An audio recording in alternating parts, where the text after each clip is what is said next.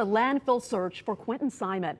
It's been nearly 2 weeks since someone last saw the 20-month-old. Our Andy Cole joins us now live from El Scottsdale Park, where investigators have set up a new command center. And Andy, police are now saying Quinton is likely somewhere at a nearby landfill. Yeah, good evening, Shannon. Chatham County's police chief says he has, quote, every belief that Quinton will be found somewhere in that landfill. But a search like that, it's not easy. It's going to take dozens of people, many, many days, and the outcome, in the words of the FBI, is uncertain. Do y'all believe that Quinton was brought here and thrown in the landfill, or thrown in the trash and then end up in the landfill? We believe that he was placed in a specific dumpster at a specific location, and it was brought here by regular means of disposal. As we near 2 weeks since Quinton Simon went missing, police are entering a new phase in the investigation. Dozens of FBI agents and Chatham County investigators are scouring a landfill, looking for any sign of Quinton. We did not want to end up at this point, but the evidence has taken us here. We are not just randomly searching this landfill. We have evidence, specific evidence, that leads us to this large property.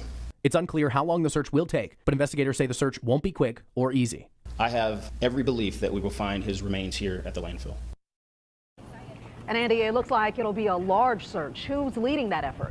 Yeah, the FBI has already had all of their personnel from the Savannah and Brunswick offices on scene for some time now, but they brought in experts from Quantico and Atlanta to lead the search as part of the FBI's evidence response team. Shannon?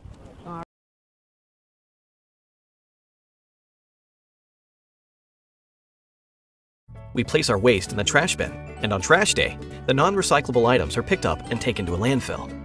The less familiar steps happen once you get to the landfill.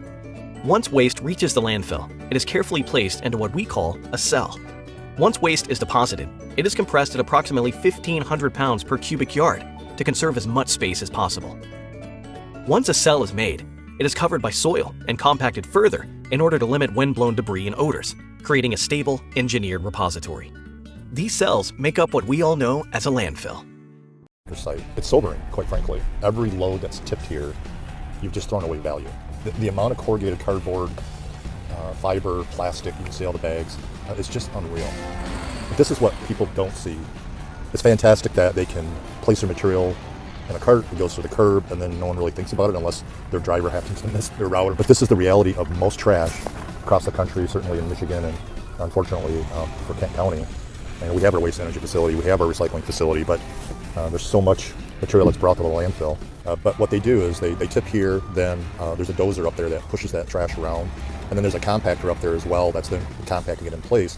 Then you put this material in like 10-foot lifts, and then at the end of the day you use what's called daily cover, and that covers the material so it doesn't blow away and keeps the smell down and things of that nature. And then the next day you scrape that off, and it's another day. Just amazed by the sea of seagulls. Isn't that crazy? Well, I mean, it's lunch and breakfast, and they get 3 squares up here. I think the most disappointing thing here is once he's pushed that into the pile, it's never coming back. It's gone for ever. You know, right there, that's all scrap steel.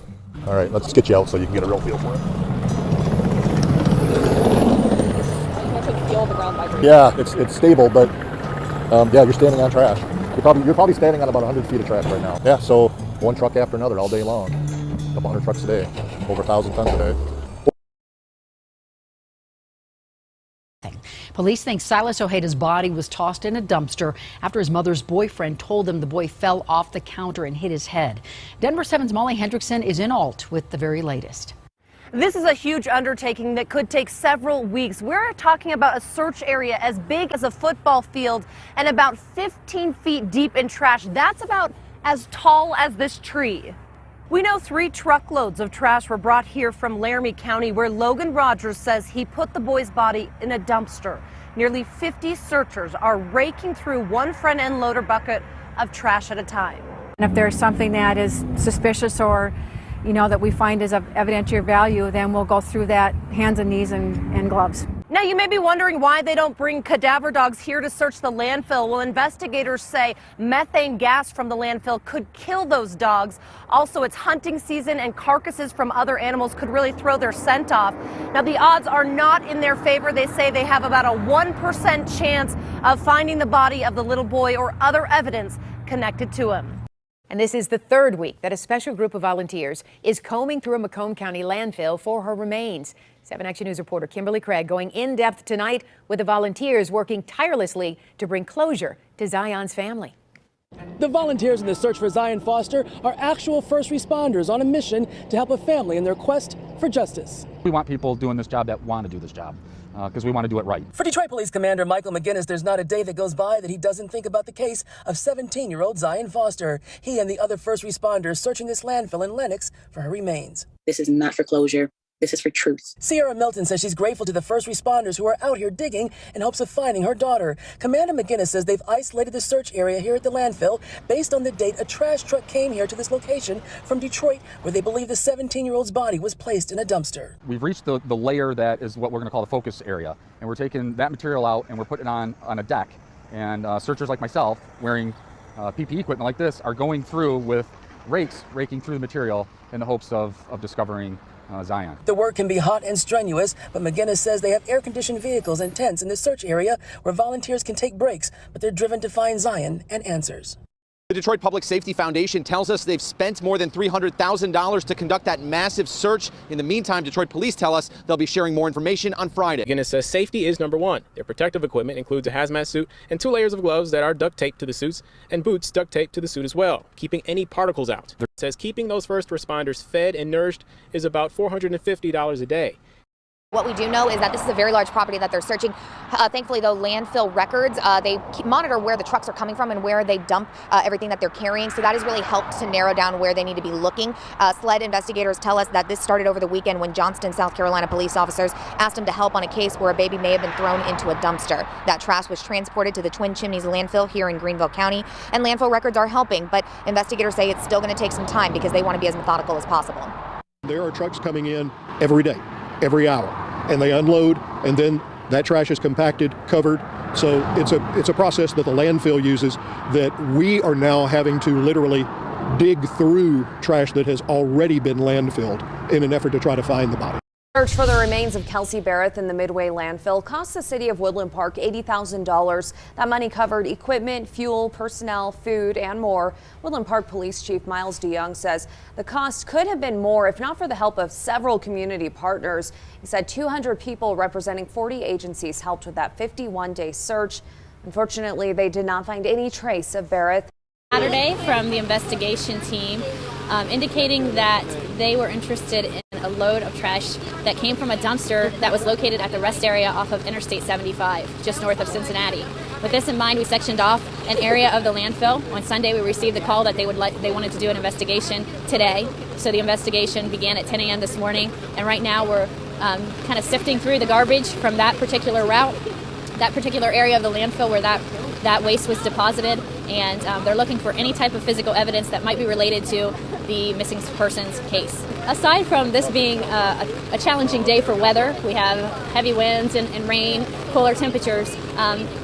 The search itself is a massive endeavor. This facility services a 60-mile radius. On average, we receive about 7,000 tons of trash per day. Now we know or have a good idea of where this particular load is in the landfill, but nevertheless, it's a challenging search because there's a lot of garbage in there. It's about an acre and it's about 15 feet deep. So they're going to be sifting through a large area of garbage.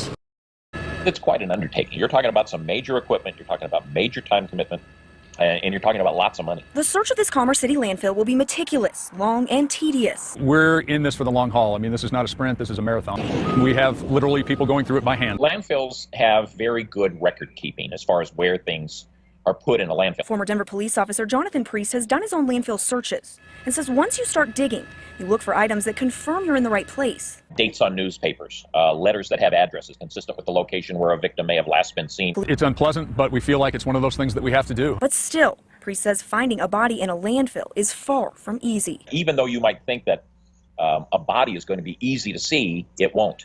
They can be quite disguised.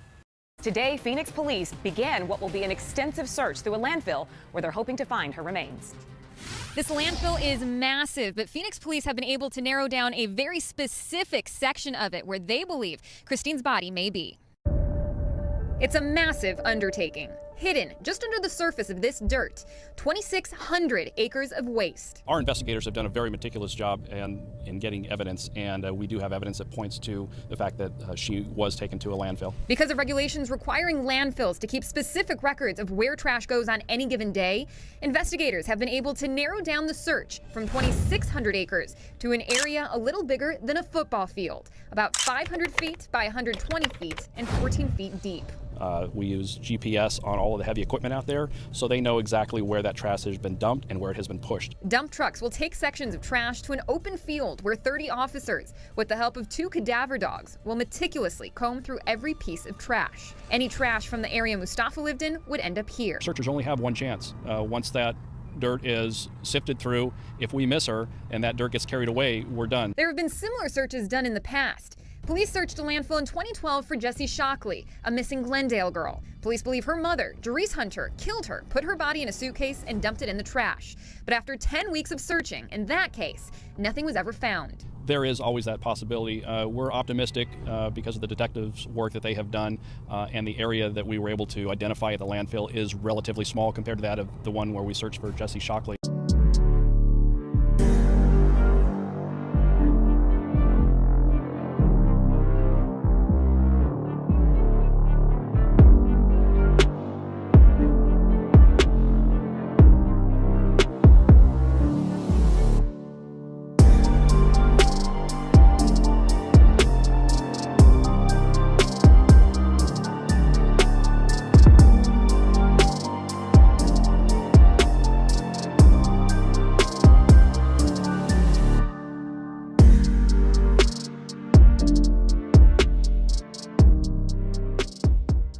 For why she hasn't been arrested yet. Because we're not ready to charge anyone yet. We still have work to do.